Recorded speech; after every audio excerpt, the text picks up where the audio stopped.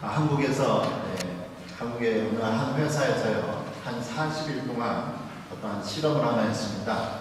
무슨 실험을 했냐면 양파 2개를 가지고 물이 담겨있는 컵에다 각각에다가 담아놨지요. 그리고 나서 40일 동안 한쪽 컵에 있는 양파에다가 아주 기분 나쁜 말, 저주의 말 쏟아부었어요. 그리고 한쪽 컵에 있는 양파에다가는 칭찬하는 말, 듣기 기분 좋은 말들 이렇게 40일 동안 해봤습니다. 도대체 어떻게 변화가 될까 했죠. 근데 다음에 그림을 보시면은 이렇게 된 겁니다.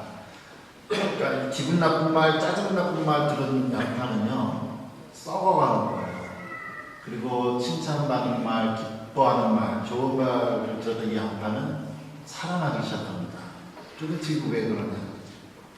잘은 모르지만 그래서 회사에서 이런 걸 보고서 야, 우리 동료 사회에서도 같이 칭찬을 해야겠구나. 그래서 지금 그 회사에서 서로 칭찬하는 문화들이 많이 일어나고 있다 그렇죠.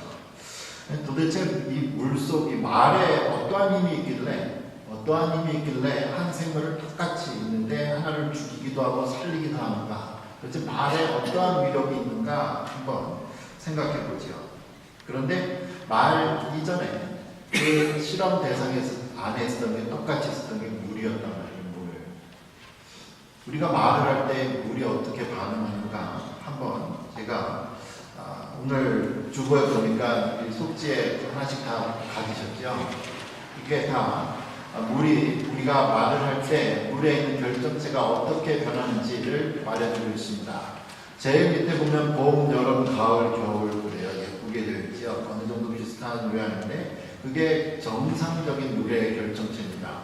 근데 제일 위에 가면 제일 위에 왼쪽에 첫 번째 보면 이제 사랑이나 감사라는 단어가 나올 때 이렇게 묘형이 변하고 그 옆에는 물에게 우리가 악마라고 얘기할 때 이 결정체가 흔들어지고 천사라는 단어를 할 때 이렇게 변합니다. 그리고 짜증나, 죽어버릴 거야 뭐 이런 얘기할 때 갑자기 물 결정체가 이렇게 확 운동이 일어나죠.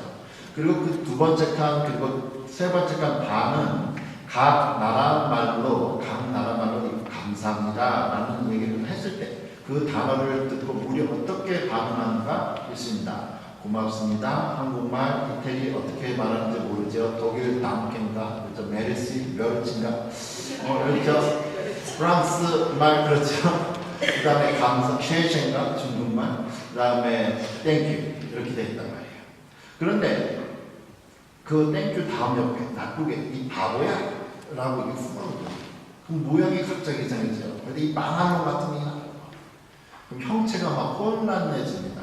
그러고 나서 세 번째가 첫 번째, 두 번째는 우리가 누구에게 무언가 부탁할 때 뭐뭐 좀 해주세요. please 뭐뭐 좀 해주세요. 그러면 이렇게 예뻐요.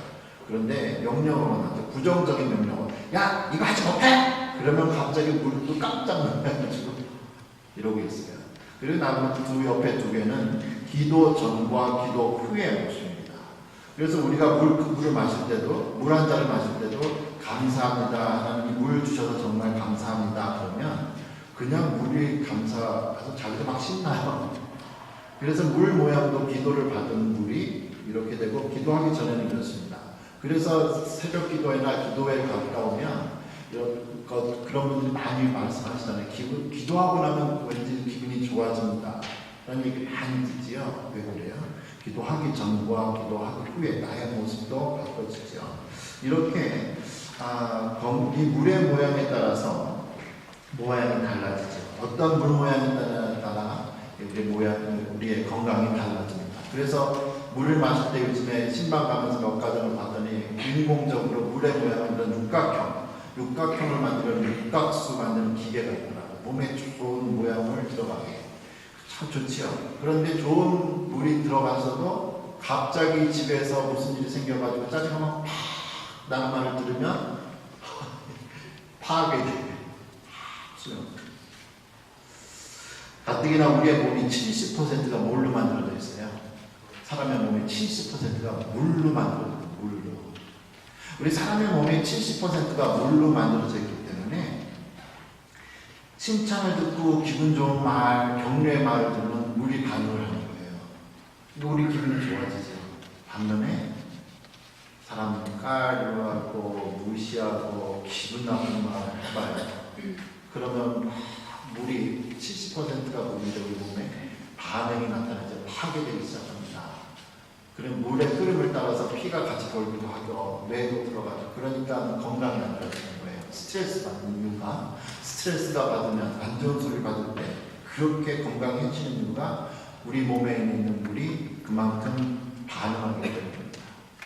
우리 오늘 성경에 잠언을 읽었습니다. 잠언, 지혜서라는 뜻인데 이 잠언에서 우리의 삶에 교훈을 주지 어떻게 지혜롭게 살 것인가 말을 해주고 있습니다.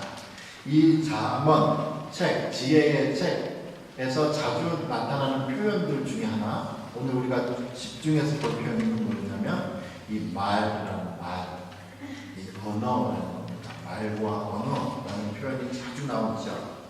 어떠한 말을 듣는가에 따라서 듣는 사람의 기분이 좋아지기도 하고 상하기도 한다 이거예요. 오늘 본문 20절에 보니까 그런 얘기가 있습니다. 마음이 상한 자에게 노래하는 것은 추운 날에 옷을 벗음 같고 소다 위에 식초를 부음 같으니라. 추운 날에 옷을 벗으면 얼마나 추워요.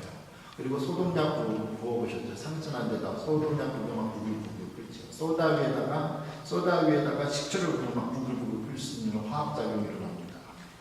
그처럼 마음이 정말 마음이 상한 사람한테 배가가지고 기쁜 노래를 불러주는 경우에 안 많은데 그럼 그 사람이 듣는 사람이 마음이 찢어지고 상한다는 거예요. 부글부글 끓습니다. 23절에도 이렇게 말씀하죠. 북풍이 비를 일으킨 같이 참소하는 혀는 사람의 얼굴에 분을 일으킨다 그랬어요. 다른 사람에 대해서 험담할 때 상대방이 들으면 화나게 됩니다. 마음의 평정을 이렇게 만든다는 거죠. 24절에 또 이런 말씀이 있습니다. 다투는 여인과 함께 큰 집에서 사는 것보다 움막에서 혼자 사는 것이 나으니라. 성경에 보면 많은 경우가 여자에 대해서 안 좋은 거 얘기할 때 사실 여자에 대해서 많이 얘기를 하는데 그 이유는 여자가 나쁘다는 게 아니고 성경을 당시 문화에서 성경을 쓰게 된 주체가 남자였거든요. 남자 중심으로 성경이 사용이 되다 보니까 여자라는 표현이 많이 나옵니다. 근데 단순히 그냥 여자를 가리키는 게 아니라 일반적인 사람들을 가리키는 거죠. 일반적인 사람들을 가리키고 있습니다. 그러니까 집안에서 남편이나 아내와 소리를 지르고 험한 소리를 듣고 말하면서 사는 일, 차라리 그냥 혼자 사는 게 낫다라는 거예요. 이만큼 우리의 건강이나 행복한 삶은 우리가 어떠한 소리를 듣느냐에 많이 좌우가 됩니다. 그래서 좋은 소리, 기쁜 소리에 대한 반응이 25절에 나와 있지요. 먼 땅에서 오는 좋은 기별은 목마른 사람에게 냉수와 같으니라. 냉수와 같다. 우리를 시원하게 소리가 있다.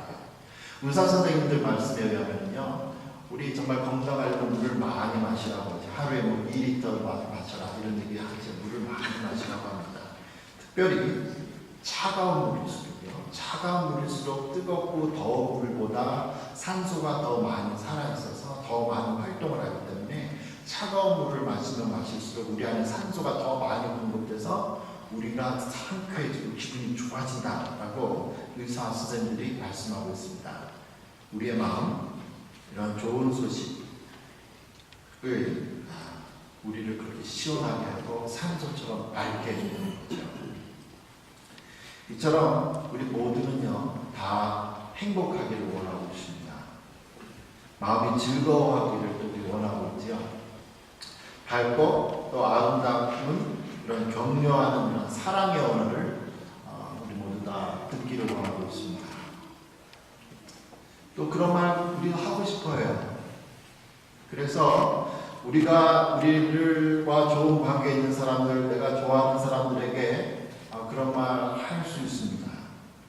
하지만 감정이 일단 상하게 되면 감정이 상하게 되면 이런 좋은 말을 하기보다는 험한 말을 하게 되는 경우가 있지요. 물론 본인도 이런 험한 말을 해서 상대방 상처 주고 싶지는 않은데 무슨 회오리 바람에 자기가 빠져가지고 걷잡을 수 없는 것처럼 자기 자신을 주체할 수 없는 것처럼 한번 험한 말이 나오면 막 험한 말이 나오죠. 왜 그런가? 그러면 험한 말을 하는 사람도 사실 기분이 나빠지기 시작하는 거예요. 왜 그렇죠? 아까 우리 어떻게 그 말하는 거에 따라 반응하는 것을 보았듯이 우리가 험한 말, 마음을 상하게 하는 말을 하면 듣는 사람도 그 말을 듣지만 그 말을 한 그 사람도 그 단어를 듣기 때문에 우리 몸 안에 반응이 일어납니다. 그러니까 험한 말을 하는 사람은 자기도 그리고 그 말을 듣는 사람도 다 기분이 나빠집니다. 마음이 상하는 거죠. 그래서 요한 1서에서 2장 11절에 이렇게 말씀합니다. 그의 형제를 미워하는 자는 어둠에 있고 또 어둠에 행하며 갈 곳을 알지 못하나니 이는 그 어둠이 그의 눈을 멀게 하였습니다. 형제를 미워하면 험한 말을 하면 싫어하는 말을 하면 나쁜 말을 하면 짜증나는 말을 하면 그 사람이 자기 어둠이 있게 되고 자기 자신도 어둠에 쌓여서 자기가 가는 길이 어둠해지는 거예요. 악순환이에요. 악순환. 그런데 칭찬하는 말, 격려하는 말, 좋은 말을 하면 어떻게 돼요? 듣는 사람도 좋고 말하는 사람도 자기 듣기 때문에 좋다 이죠. 이 바로 앞에 요한일서 2장 10절에서 그렇게 말씀하고 있습니다. 그의 형제를 사랑하는 자는 빛 가운데 거하여 자기 속에 꺼리낌이 없다고 얘기를 하고 있죠. 여기 있는 우리 모두가 정말 듣는 사람도 기분 좋고 바라는 사람도 기분 좋은 그러한 사랑이나 웃음을 주는 귀한 어른을 하시는 복이 있기를 축원합니다. 그렇다면 성경이요 구체적으로 우리에게 마음이 아파하는 우리를 마음을 아프게 하는 원수가 누구나 다 저만 있나? 우리 모두에게 다 있나요? 우리 모두에게 다 있나요? 다 있습니까? 여러분 마음을 아프게 하는 사람도 있습니까? 그러면 어떻게 반응해야 되는가요? 어떻게 반응해야 되는가? 25절에서 오늘 본문 21절 22절에 이렇게 반응합니다. 내 원수가 배고파 하거든 음식을 먹이고 목말라 하거든 물을 마시게 하라. 그리하는 것은 핀 숯을 그의 머리에 놓는 것과 일반이요 여호와께서 내게 갚아 주시리라. 아멘. 원수에게 잘 해주는 것이 뜨겁게 타고 있는 숯불을 원수의 머리에 올려놓는 거라고 말했어요. 이게 무슨 뜻이죠? 한여름에 이제 나가서 우리가 바베큐도 하고 그릴도 하고 햄버거 하고 고기 다 구워 먹는데요. 이 숯불이 있어요. 석탄이 있어요. 그 뜨거운 석탄을 머리에다 올려놓아요. 그 사람 어떻게 되겠습니까? 이거 불고문이죠. 불고문. 그 사람 죽을 수 있어요. 성경이 말하는 게 뭐냐? 우리에게 원수처럼 나를 괴롭게 하고 힘들어하는 사람들 내가 하고 싶은 대로 그대로 하지 말고 더 좋게 해줘서 더 좋게 해주어서 그 친절함으로 원수를 죽이라는 거지. 그냥 가서 뭐 죽이고 싶은 마음이 있을 때 가서 죽이지 말고 진짜 사람 목숨 죽이지 말고 친절을 베풀어서 원수의 마음을 녹여서 친구로 만들라. 친구로 만들라. 그리고 우리가 해야 될 일은 결국 이렇게 원수 사랑이고 그럼 그 원수 어떻게 해야 되나? 하나님이 책임져 주신다고 얘기하잖아요. 원수가 한 것은 내게 맡겨라. 너희들은 사랑만 해라. 고 말씀을 합니다. 이러한 원리가 유대인 사회에서 계속 이어져 가고 있죠. 이 성경책, 잠언이 오늘 읽은 책이 지어지고 나서 1000년 동안 이러한 사상이 계속 유대 사회에 흘렀고 신약 성경에 와서 바울이라는 사람이 로마서에서 이 말씀을 또 한 번 인용하고 있습니다. 우리 한번 로마서 12장 14절에서 21절인데요. 화면에 있습니다. 우리 한번 다 같이 읽어보죠. 같이 읽어보겠습니다. 너희를 박해하는 자를 축복하라. 축복하고 저주하지 말라. 즐거워하는 자들과 함께 즐거워하고 우는 자들과 함께 울라. 서로 마음을 같이 하며 높은 데에 마음을 두지 말고 도리어 낮은 데에 처하며 스스로 지혜에 인치하지 말라. 아무에게도 악을 악으로 갚지 말고 모든 사람 앞에서 선한 일을 도모하라. 할 수 있거든 너희로서는 모든 사람과 더불어 화목하라. 내 사랑하는 자들아 너희가 친히 원수를 받지 말고 하나님의 진노하심에 맡기라. 기록되었을 때 원수 갚는 것이 내게 있으니 내가 갚으리라. 주께서 말씀하셨느니라. 내 원수가 줄이거든 먹이고 목마르거든 마시게 하라. 그리하므로 내가 숯불을 그 먹이에 쌓아놓으리라. 악에게 지지 말고 선으로 악을 이기라. 미국 대통령 중에 아브라함 링컨이지요. 아브라함 링컨에 대해서 말씀드리겠습니다. 자수성가했고 나중에 변호사가 되고 대통령이 되는데, 이 사람이 변호사가 됐을 때 당시에 최고로 유명한 변호사가 있었습니다. 바로 이 에드윈 스탠턴이라는 사람인데, 이 아브라함과는 정치적인 원수정이었습니다. 원수관계였습니다. 그걸 모르고 이 당대 최고의 변호사인 스탠턴이 변호를 맡으려고 법정에 딱 갔는데 자기하고 파트너가 된 변호사가 아브라함 링컨이었어요. 그걸 보고서 견딜 수 없는 모멸감에 링컨에게 대해서 이 스탠턴이 뭐라고 얘기했냐면, 저 따위 시골뜨기와 어떻게 같이 일을 하라는 겁니까? 하고 법정을 박차고 나왔습니다. 그리고 나서 계속 스탠턴이 링컨을 얕잡아오고 험담하는 말을 한두 번이 아니게 자주 했지요. 그런데 시간이 지나면서 드디어 링컨이 수많은 실수, 실패, 다시 일어서면서 미국의 대통령이 됩니다. 대통령이 됐으니까 내각을 짜야 될 거 아니에요? 그때 대통령이 이 가장 중요한 이 국방부 장관 자리에 누구를 기용했냐면 스탠턴을 기용합니다. 그러니까 주변이 한마음이 돼도, 이 내각이 한마음이 돼도 나라를 이끌기 힘든데 매일같이 그렇게 반대하는 사람을 들고 오니까 관료들이 반대를 하죠. 이렇게 얘기를 합니다. 왜냐하면 대통령이 당선됐을 때 스탠턴이 뭐라고 링컨에 대해서 얘기했냐면, 링컨이 대통령이 된 것은 국가적인 재난입니다. 이런 사람을 대통령이 국방부 장관을 올리니까 다 말려요. 이때 대통령이 이렇게 얘기하죠. 나를 수백 번 무시한 들 어떻습니까? 그는 사명감이 투철한 사람으로 국방부 장관을 하기에 충분합니다. 계속 말렸어요. 그래도 스탠턴은 대통령님의 원수가 아닙니까? 원수를 없애버려야지요. 라고 얘기하죠. 그때 링컨이 이렇게 대답합니다. 웃으면서 하는 말이, 저도 그렇게 생각합니다. 원수는 마음속에서 없애버려야지요. 그것은 원수를 사랑으로 녹여 친구로 만들라는 말입니다. 예수님께서도 원수를 사랑하라고 하셨습니다. 그리고 나서 이제 얼마 후에 링컨이 암살을 당하죠. 총을 맞아서 암살을 당할 때 링컨을 부둥켜안고 스탠턴이 이렇게 말했습니다. 통곡하며 한 말, 여기 가장 위대한 사람이 누워있습니다.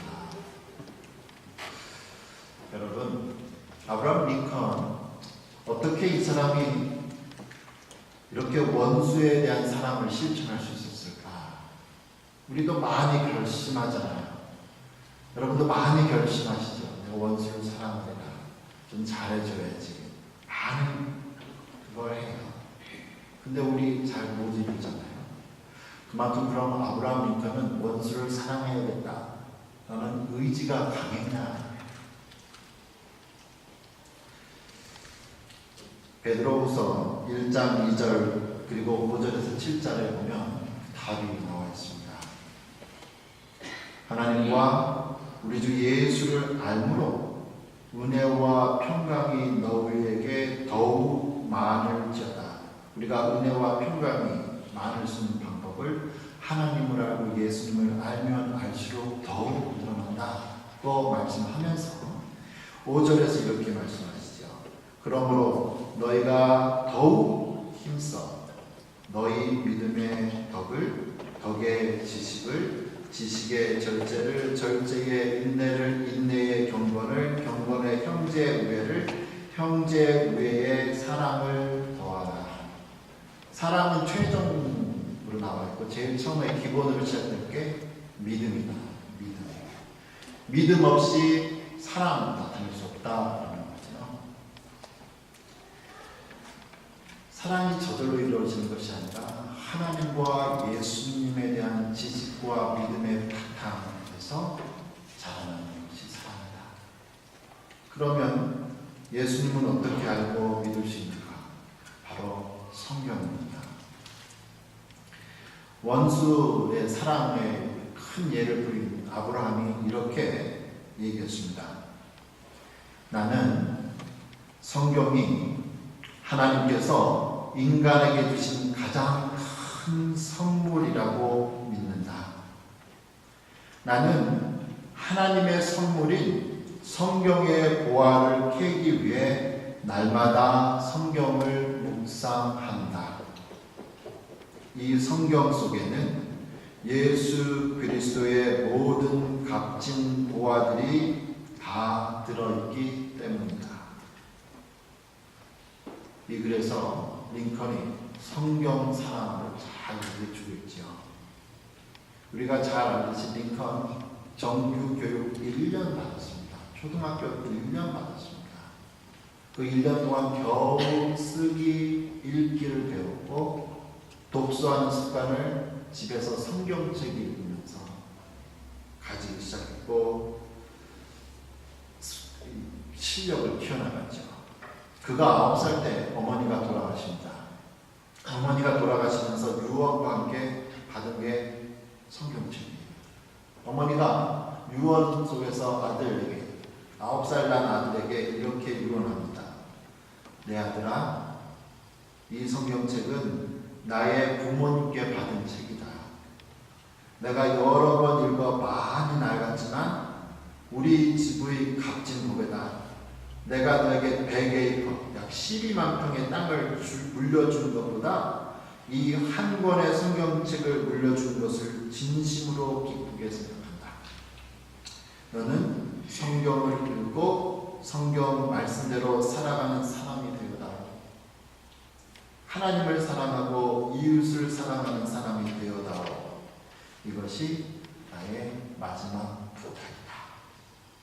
훗날 링컨은 어머니를 회상할 때 이렇게 말했습니다.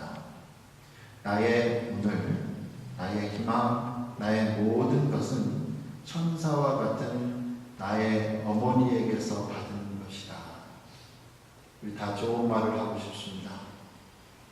마음을 다스려야 될 방법은 의지가 아니라 성경을 통해서 알게 된 하나님을 아는 지식과 믿음이 쌓여가고 쌓여갈수록 우리의 성품이 입술을 통해서 나오죠. 그래서 올 여름에도 성경 암송 한번 합시다 하고요. 7월 달에 우리가 성경 읽기 수련 한번 합시다 했습니다. 성경 읽기가 그리고 하나님과 기도하는 것이 여러분의 삶 속에 귀한 습관이 되어서 여러분이 생명을 살리는 사람이여 예수 그리스도의 언어를 하시는 귀한 은혜가 있기를 축원합니다. 살아계신 하나님을 찬양합니다. 우리가 아직 하나님을 모르고 하나님께 원수가 되었을 때 우리를 먼저 사랑하신 하나님을 찬양합니다. 우리가 성경을 읽고 기도를 하는 가운데 하나님을 많이 알아가면 알아갈수록 더욱더 많이 사랑하도록 은혜를 내려 주시지요. 예수님 이름으로 기도합니다.